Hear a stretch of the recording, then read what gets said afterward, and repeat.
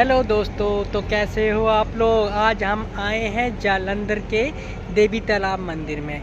ये भी शक्तिपीठों में से एक शक्तिपीठ है।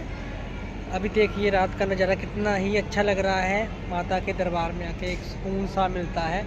तो मैंने सोचा चलो आप लोगों को भी हम कैमरे के ज़रिए माता जी के दर्शन करवा दें। ये देखो कितना प्यारा नज़ारा है। अभी थोड़ी देर पहले ही आरती हुई है, तो मैं और मेरा फ्रेंड आया था। वो देखिए मेरा फ्रेंड भी बिजी है, ये भी अंदर माथा टेकने गए। वहाँ देखिए महाकाल माता जी का मंदिर है, ये भोले जी का मंदिर है, काफ़ी बड़ा है। आगे अमरनाथ गुफा भी है भगवान शिव की। और ये देखिए कितना प्यारा है, यहाँ पे प्यारी प्यारी मछलियाँ भी हैं। तो आप लोग भी कभी पंजाब आओगे, जालंधर आओगे तो देवी तालाब मंदिर ज़रूर आइएगा और माता के दर्शन जरूर कीजिएगा।